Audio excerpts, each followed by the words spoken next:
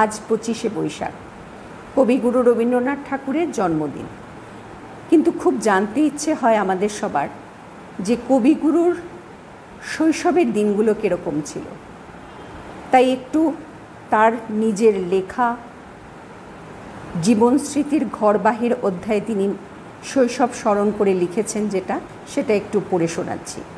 বিশ্ব প্রকৃতিকে আড়াল আবডাল হইতে দেখিতাম, বাহির বলিয়া একটি অনন্ত প্রসারিত পদার্থ ছিল, যাহা আমার অতীত, অথচ যাহার রূপ শব্দ গন্ধ দ্বার জালনার নানা ফাঁক ফুকর দিয়া এদিক ওদিক হইতে আমাকে চকিতে ছুঁইয়া যাইত। সে যেন গারদের ব্যবধান দিয়া নানা ইশারায় আমার সঙ্গে খেলা করিবার নানা চেষ্টা করিত। সে ছিল মুক্ত, আমি ছিলাম বন্ধ।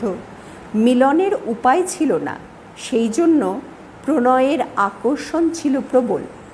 আজ সেই খড়ির গণ্ডি ব্র্যাকেটে ভৃত্য শ্যামের আঁকা মুছিয়া গেছে, কিন্তু গণ্ডি তবু ঘোচে নাই। দূর এখনো দূরে, বাহির এখনো বাহিরেই। কবিগুরু রবীন্দ্রনাথ ঠাকুরের মনে পড়া। মাকে আমার পড়ে না মনে, শুধু কখন খেলতে গিয়ে হঠাৎ অকারণে একটা কিশোর গুনগুনিয়ে কানে আমার বাজে। মায়ের কথা মিলায় যেন আমার খেলার মাঝে। মা বুঝি গান গাইতো আমার দোলনা ঠেলে ঠেলে।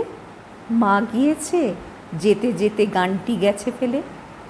মাকে আমার পড়ে না মনে, শুধু যখন আশ্বিনেতে ভোরের শিউলি বনে শিশির ভেজা হাওয়া বেয়ে ফুলের গন্ধ আসে, তখন কেন মায়ের কথা আমার মনে ভাসে।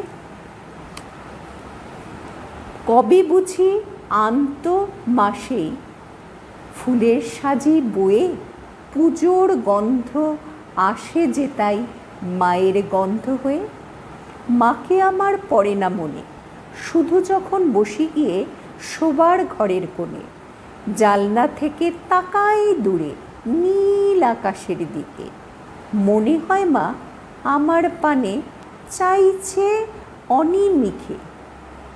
কোলের পরে ধরে কবে দেখতো আমায় চেয়ে, সেই চাউনি রেখে গেছে সারা আকাশ চেয়ে।